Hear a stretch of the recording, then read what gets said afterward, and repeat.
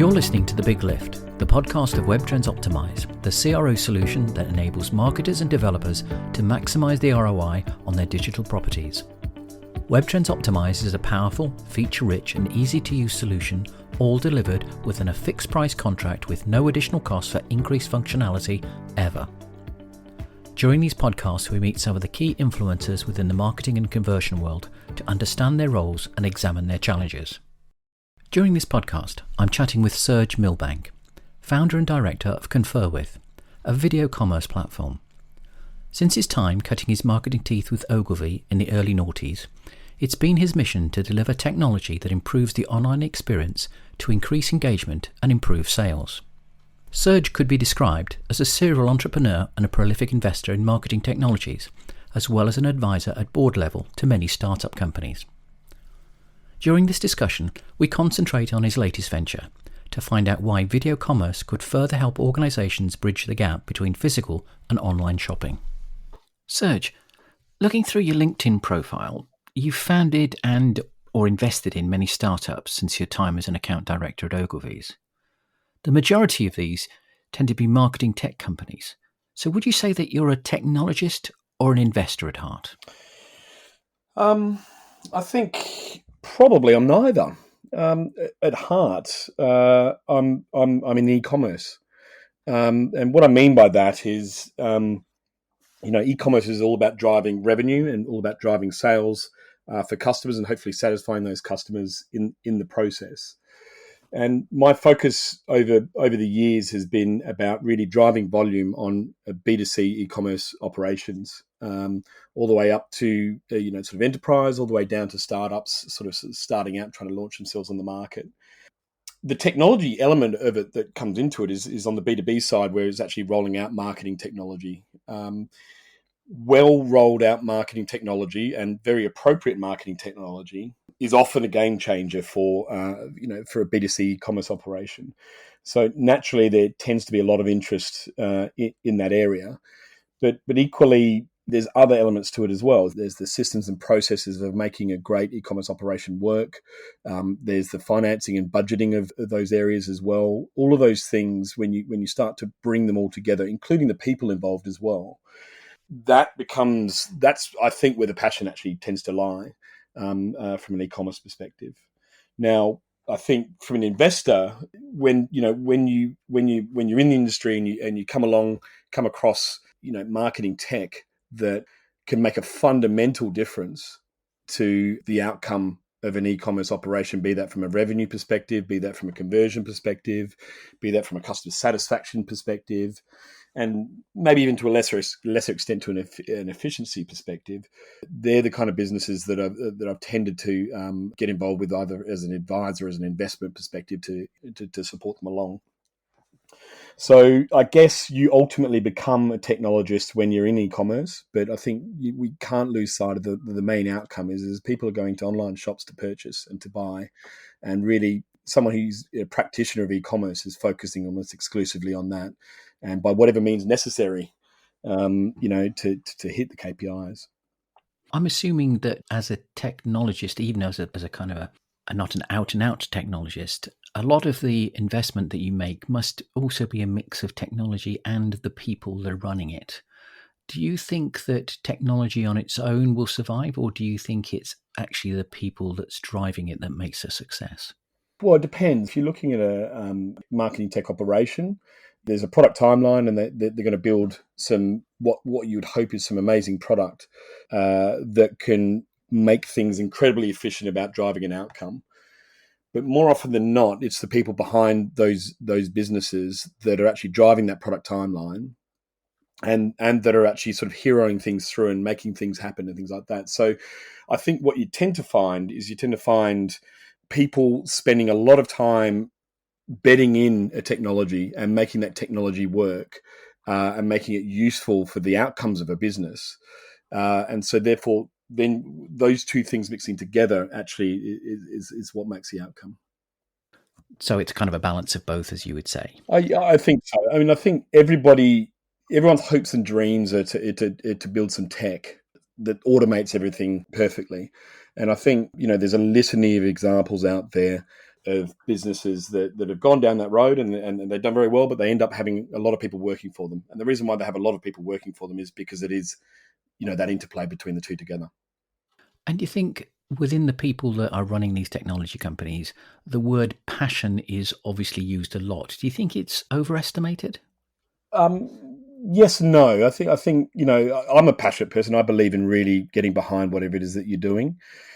So when you're looking to say invest or you look at the leadership of the business to see whether they're an important outcome, people often look at the team and the passion they have behind them, and that passion is the kind of thing that gets things across the line, that makes things happen when a lot of things aren't possible.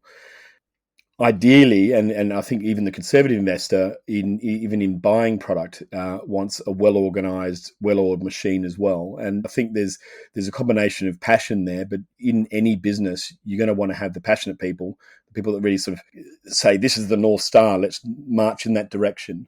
But you're also going to want to have the people that are organizing them incredibly well as that goes through, to make sure that there's not a chaos in your wake, as it were. So.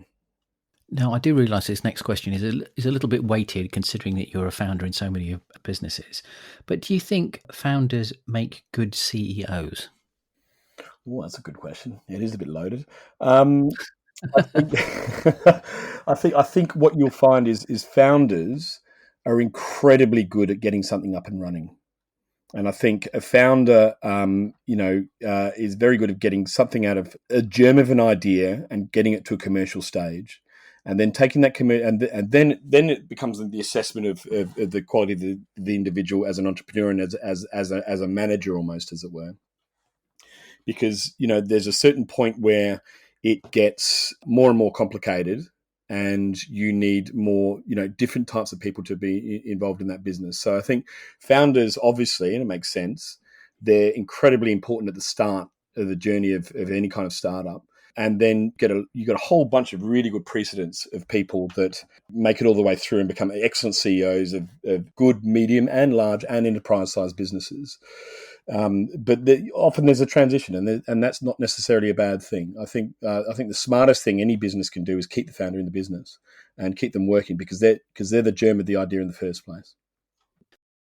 So this is probably the last question I'll ask you with regard to the investment that you're making. But what factors do you use to know which companies to invest in? And at what stage of investment do you like to get in at? So I think the founding team is hugely important, and a lot of angel investors will say this. That founding team is really focused on getting the outcomes, getting the business up and running, and getting them focused. And they have to be good managers, and they have to have good vision. They have to have good leadership, and they have to be able to sort of take something from a very basic idea all the way through to something that's very commercial. And so that team's hugely important. Without that factor in place, it's going to be incredibly difficult to sort of grow a business. What I look at on top of that is typically, what is it that business is doing to a current marketplace? So are they solving a problem that exists in e-commerce? Are they dealing with a conversion problem? Are they dealing with a problem about customer satisfaction? And do they have a good, innovative way to solve for that? And does the tech do that in a good, robust way? Those things are going to be vitally important to be able to sort of start to make that decision. I think that the next thing is, I think traction is very important, and traction can be broken down in a range of different ways. Naturally, there's commercial traction. So if you're making sales, you're making revenue, you're getting outcomes. That represents a great deal of elements of success for you. But within that as well, it might be user uptake, it might be improvement of KPIs, it might be a range of different areas where there's actually business traction happening, either revenue or non-revenue based, that demonstrates that someone's willing to buy what they're out there to sell. And those sort of factors together is what you tend to look for. And more often than not, you see there's a lot of different businesses you can see on a fairly regular basis. So that tends to whittle it down a fair bit. In terms of the stage, I like to be fairly early stage, but I do like to see traction come through in a business. I think when you have traction, it gives you a good indication as to whether something's going to work. I would say by that you prefer angel stage or first round of funding. I would think so, yeah. Yeah. Okay, so Much higher moving risk. on. Much higher risk to be. Much higher, yeah, absolutely much higher risk. But the rewards hopefully are good too. During the past year, the market has firmly established itself with a need for a strong customer-focused online presence. And that's been at the detriment of many of the larger high street stores and the high street itself, to be honest. Are there any opportunities for startups to take advantage of this? Or do you believe that the large tech companies such as Amazon and Google are going to gobble it all up? Well, I think the first thing to say is the large marketplaces have, there's been a trend towards them for a good period of time because they have a fantastic and superior service online, and they've been taking a lot of volume out of the likes of high street retail. What's quite interesting generally with the changes we've seen in the last year, and the big elephant in the room is COVID-19, and that's created quite an interesting shift generally. What I've always suggested to businesses generally is if seasonality is everything, and if you have great seasonality, if you understand and you know your seasonal curve, your marketing outcomes are more or less predictable, and really it becomes a process to try and get to an outcome. Every now and then you get strategic shifts where sort of there's a change in the market, there's different things, and COVID-19 is an example of a fundamental shift in the market where consumer behaviours changed in inordinate amounts of ways. So, for example, you've got a scenario where consumers' demand's been suppressed for some products, so therefore people aren't spending in one area, but there's demand. There's high demand for other areas. So high demand for sort of food deliveries, as an example, but less demand for for going out and shopping and going to restaurants, etc. So these different shifts all become opportunities where smaller businesses, or in particular local businesses, have an opportunity to pick up on the change in demand that's out there and start to capitalize on it. So would you say that then the opportunity lies for those smaller businesses to capitalize on that localness of their offering? And I mean, we're seeing it already. We're seeing bakers coming online and butchers getting online and things like that. Do you think that's an area where is going to be able to sustain post-COVID, when a normal that will take place beyond COVID will actually start to move people back towards the experience of shopping? Well, okay, so there's two parts to that. The first part is sort of when there's a strategic change in any kind of market, in any kind of demand, the people that capitalize on that have an opportunity to reset consumer habits. So if for example if we're on food, if you're getting food delivered from your butcher, food delivered from your baker, and you start getting into that habit, it's on that e-commerce operator and on that provider to maintain your loyalty. And I think from the numbers I've seen on a lot of e-commerce operations, yes, there's a flip backwards to where that was, but in reality, I think they have an opportunity to own a relationship with the customer, and that's going to be a fairly important thing, for those businesses to capitalize on. But is that a relationship with a customer which is more pervasive on a face-to-face or a localized service rather than a personalized experience on a website? Yeah, I mean, the second point, which is an interesting one, is if you have a look at COVID generally, there's less people traveling into work and there's a lot more working from home. So therefore, consumer behavior, face-to-face consumer behavior tends to stick to the local environment. So that becomes a massive opportunity for local stores to start to have an impact on revenue for them. Now, the other thing to sort of say, I think is very clear, is people crave face-to-face. Face-to-face is important. People crave a level of interaction. We crave an interaction with our friends and family, but equally, from a commerce perspective, there's a need for face-to-face as well. And when this was, with COVID happening and demand sort of been pulled away from retail and into online, you get a whole host of people that, yes, of course, they're going and shopping online and they're doing more shopping online, but there's still a need for face-to-face. And that face-to-face has, starts to hit a bunch of really important outcomes for a business. So, and that is an area I believe that the businesses can capitalize. So that brings us very nicely around to what you're doing now with a company called Confer With. Could you tell me a little bit about what it does and what your proposition is? Yeah, okay. Well, look, I'll take a very quick step back as well on it. So when I left my last business, we had a very big focus on driving volume for our clients, et cetera, in e-commerce.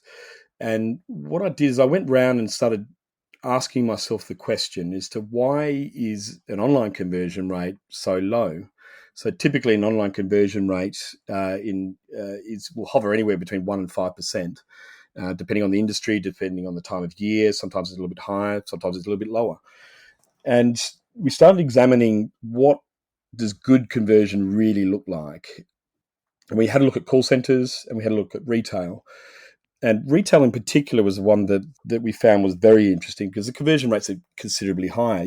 We're talking 20, 30, sometimes 40% conversion rates that are experienced in retail.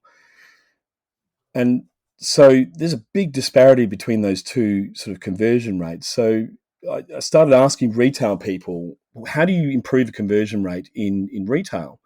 And the answer that sort of came back with is, well, okay, the first things we do is we try and establish a human connection, a face-to-face interaction, and establish some kind of emotional connection between, the shop assistant and the person and the shopper. The second thing that tends to happen then is, how can I help you? What do you need? And if a consumer expresses their needs, and then the shop assistant turns around and acknowledges those needs, conversion rate goes up.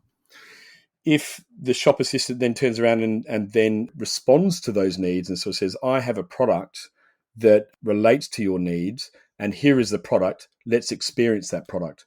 Let's touch the product, let's feel the product. I can answer questions about that product. And I happen to be in the shop environment that has had many millions of pounds spent creating a sort of an immersive experience. When all those things are in place, and they're not necessarily in place all the time in retail, but when that perfect kind of curve goes forward, all of a sudden you're experiencing much higher conversion rates. So the premise of Confer With was about trying to replicate as close as humanly possible the retail experience online.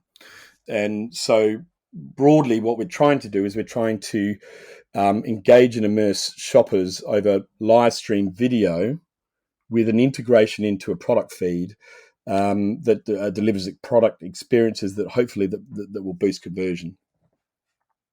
One of the things that does strike me about the move away from the high street is that, could it be, and I'm playing a bit of devil's advocate here, that consumers who have shopped online are fully in control of what they buy and when they buy it. Yet when they go into a physical retail store and they do meet that salesperson or whatever, they may feel uncomfortable in the fact that they feel as though they've got to make a sale. And so it's an easier choice to purchase online. Any thoughts around that? Yeah, I mean, I absolutely think so. I think there's an opportunity for a consumer to spend more time browsing online. And I think what you'll find is there's an interaction that happens between online and retail. So people will bounce to the website, do their pre-research, and then they'll jump to the retail store to ask some reassuring questions, maybe convert there, or then maybe even go back to online to go and convert. Most of the larger enterprises that I dealt with over the years had many studies sort of saying, most of our high consideration products, most of those people have been through stores prior to making a conversion. So I think in particular is, yes, there's a certain segment of people that would be more than happy to purchase almost exclusively online. There's a segment of people that would happily spend all their time in retail. What's happened with COVID-19 is pulled those people that are more often than not happy with retail, and they've forced them online. And that becomes an opportunity because the conversion rate of those people will be considerably lower than the average conversion rates of what you'd see for the people that are more comfortable with online. The second thing that's reasonably interesting here is when I started doing the investigations of what a good retail conversion rate looked like, what dawned on me was the fact that actually a website is self-service. A website assumes your needs. It assumes it knows what it is. It sort of assumes that, if you're in a clothing store, it assumes that you want a certain piece of clothing, and then you start your consumer journey as you go through from there. And, lots of AI has been used and lots of maths has been used to try and predict that and to try and improve that online. Compare that to retail. You can just ask the question, what are you looking for? How can I help you? What do you need? And there's an instant interplay between the consumer and the shopkeeper. So, and most good retail is not, selling hard at someone anyway. Most good retail is understanding what they need and then responding to those needs. Yeah, I think there's a good kind of discussion point, which probably we don't have time for today. But in B2B, it seems like the web takes over almost all of that process, almost till they've made a choice of one or two suppliers in which to go after. And that there's no interaction. They look online, they choose what kind of solutions, they look at the reviews, they come up with a short list of two or three, and then they start to engage with those two or three companies. Whereas before, it was very much the salesperson was helping to create the need, understand the problems, ask the questions, and things like that. But so I'm kind of sitting on the fence with saying actually B2B and B2C are not dissimilar, that more and more people are moving online and more people potentially are doing that self-service themselves rather than asking the question. But I do believe there are a lot of areas where people actually still want that help and still want that assistance in being able to understand what is best for them. And sometimes websites prohibit that because of the way they're designed, which doesn't allow them to be able to unpick the things that they're looking for. So with regard to Confer With, it's, as I said, it's an interesting technology. That ability to be able to have a face-to-face but online seems like a winner. Yeah, I think so. I think what you'll find is if we go back to that retail example, expressing of needs, responding to needs. Sometimes those needs, more often than not, in the retail setting, it might be just it's a reassurance. And I think you use that word reassurance as well. Mm-hmm. I've researched this product. I need a final piece of reassurance to try and get me across the line. Can you provide that reassurance today? Yes or no? And if the answer is yes, then more than likely a purchase will happen.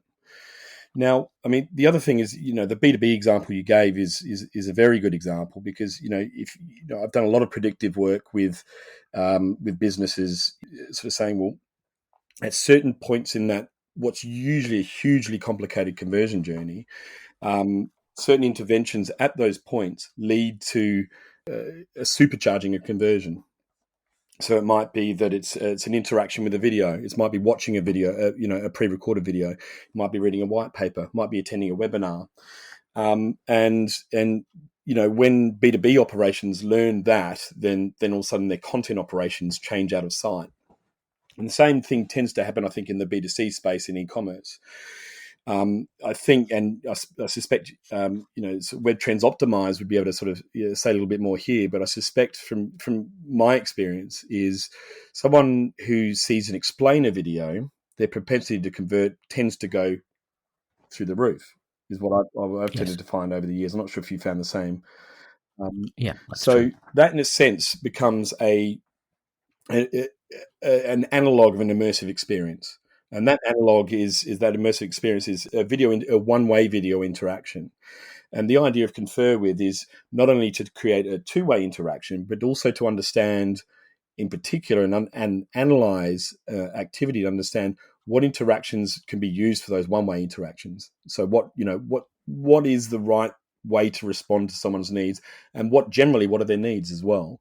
So in that sense, I think Confer With has a huge ability to be able to actually start to understand and sort of get the customer closeness side of things going on a business as well. I think every e-commerce operator is looking for those, what I would tend to call micro conversions that are predictive of a wider conversion over the line. I would hope video commerce, forget confer with for a moment, I would hope video commerce is one such way to achieve that. And do you believe that people will be comfortable in video commerce? I've been asked that a fair bit. And what I would say is, I'd say people have been using video communication for quite some time now, with the likes of FaceTime and WhatsApp, videos, etc., coming through. Now, there's been a slow but surely crossover of what's going on in terms of actually people becoming more and more comfortable with video interaction. And I think what happened again with the COVID-19 lockdowns, the acceleration of video, and that's well documented, the acceleration of video communication over the big platforms like your Zooms and your Teams and Google Meets, etc., that went through the roof. And that's how businesses has sort of interacted as well. But equally, e-commerce operations have been doing the same thing, and they've been slowly but surely sort of maneuvering themselves over towards actually creating some kind of video interaction. And the example I always cite is over in China and sort of markets around there in particular is this has become quite commonplace. There's statistics in the hundreds of millions of Chinese have had some kind of transaction that has been a result of video commerce. That may not necessarily be one-to-one video commerce, but it's certainly video commerce and some kind of interaction there. And those types of statistics represent an opportunity for those businesses, an opportunity for consumers to find a new way to actually get their needs responded to. And it's for businesses for a new way to actually start to understand what consumer needs are and actually respond to them as well. I would hope that would actually lead to an improvement in conversion. This technology seems like a great help. Obviously, as you've mentioned, things like Zoom have become much more commonplace in the home. But do you believe there will be certain demographics which will pick this video commerce technology up faster than others? Yeah, I think if you follow any kind of uptake of technology generally, you're going to have an early adopter group, and they tend to be the younger groups as they tend to flow through, and then the people that are a lot more au fait with technology. If we take the idea of the video commerce or video interaction has crossed over sort of across the board, I think what you'll probably find is the demographic groups that will use video commerce are for probably two types of groups. Group one are the people that are probably interacting more with one-to-many video commerce, which is responding to what's new and what's interesting and etc. there. And then you're going to have a group that need that reassurance when there's a higher consideration that's going on. So what I mean by that is if someone needs to spend more time understanding a product, and if they need to spend more time asking questions about a product, those groups of people and those types of products will take up faster. Because I can see, we've seen the adverts on the TV for, is it Kazoo or Kahoot? I can't remember. It's Kazoo, I think it is, selling cars online. And that's being able to view the car, not necessarily having a video interaction with somebody. And that seems to be a giant leap forward with regard to the whole experience of buying a car was very showroom driven. And now there is the availability to buy them online and being delivered. And even I hear the other day that they can do a part exchange as well, all online. So that makes quite a difference. But you mentioned something about the high consideration, and I would put something like a car or a TV or something, a high value product inside of that. But do you think that there is a price point of which a high consideration item would be put into a category of that? Is it something that you could say, actually, there's a price point of, say, £50 or £100 or whatever it is? Yeah, I think the easy way to understand consideration is obviously on price. The higher the price, the more the consideration. And the more unaffordable it is, the higher the consideration before someone goes and makes a purchase. And that's important. So naturally, as on a singular transaction, that consideration that will push up. You're talking about something in the low hundreds. North of that is the kind of thing where video commerce very much makes a lot of sense. But equally, when you start to look at things like lifetime value, so it might be a low initial transaction. Take beauty, for example. It might be a small transaction for something like moisturizer, but that moisturizer might be used for 10, 15, 20 years. So over the lifetime of that consumer's journey, if they can have an intervention early to try that product and to experience that product, then that will result in a high value there as well. So what I mean by that is actually those products that are repeat purchased over many times, there's a consideration moment, usually the first time, usually the first experience, when that's usually a much higher consideration because it's something that's going to be used on a very regular basis. And across a range of different sectors as well, you're going to have a whole host of sort of ways that people consider purchasing a product that will where online either does an incredibly good job of helping them through that consideration process. And Kazoo's a perfect example of that. They've got a standardized way of demonstrating a product, and that. So you'd argue great retailers like that are bringing that consideration level down because they're making it simple. They're solving most of those problems. Now, the role of video commerce in there would be, to take a certain group of people that still need a little bit of a further reassurance, a little bit of a further interaction to sort of get them across the line. And I think most people have an apprehension of going to visit a car salesperson, for the reasons we all know about. That makes a good reason why, doing that kind of thing, eliminates that person. But that human interaction is often important. And it's, there's the option there in particular. This creates a regulated environment for people to present. This is sold in a specific way, and then people can be coached in video in a much more efficient way to make them far more effective. Have you studied with regard to things like click and chat and virtual assistants, what the uptake is of those kind of technologies? Because I would suggest that there is a point in the sale where you would need to introduce this video commerce. Have you got any kind of feedback with regard to when that would be? Yeah, it's over the years, I think I've probably rolled out 10, 15 different sort of chat, to businesses over those years, and I remember they all start with an algorithm, and that algorithm sort of says we predict the perfect moment for someone to go and convert, and then we do it. And then what tends to happen in the trading meetings is you go, we need more people chatting because we're getting more sales, so they just sort of lift it up and make chat available to everybody, which is sort of somewhat of a different sort of outcome that tends to happen.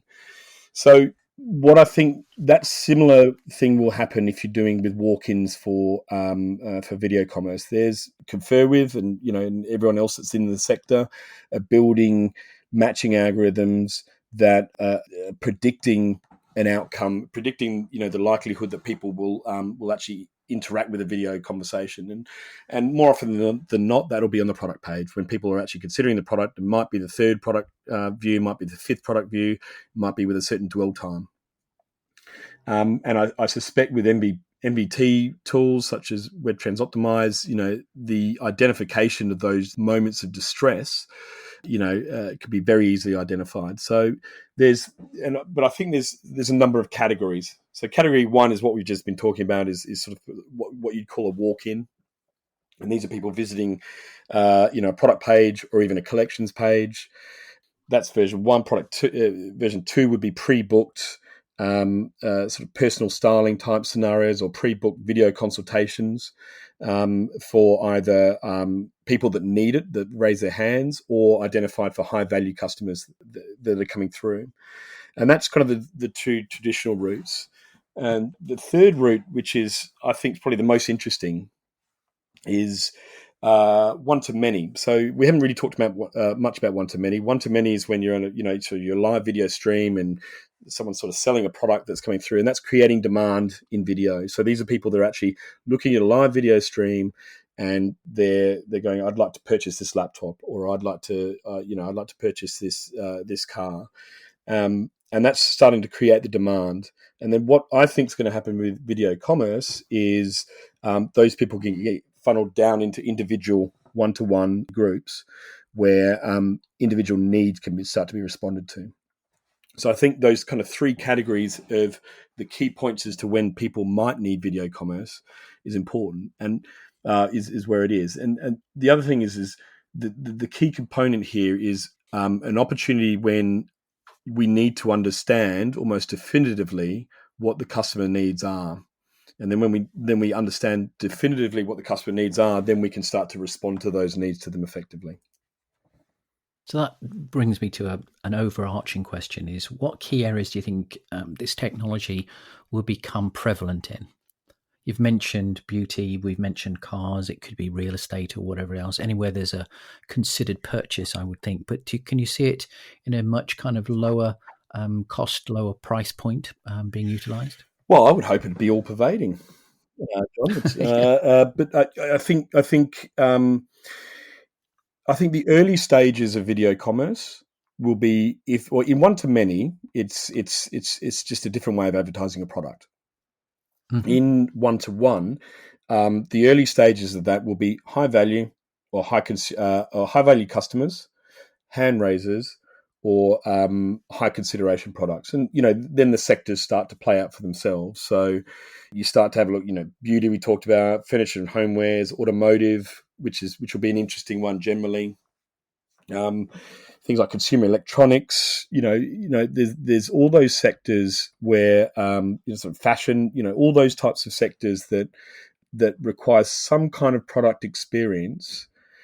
There will be a role for it. Now, whether it's something that happens early stage or whether it's something that happens later stage is sort of a broader question.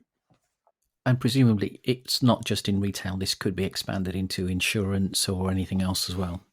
You'd assume so. I think where reassurance is required and where specific consumer needs need to be identified to cater a solution for them, then video commerce has a hugely powerful benefit for consumers. And it's those types of sales that someone in e-commerce would more often than not invest in. Serge, it's been a very interesting conversation thus far. I'd really like to revisit this in perhaps a year's time to see how the adoption rates of Confer With and other video commerce technologies take off. But for now, thanks again for sparing the time, and I look forward to speaking with you again. Thank you very much, John.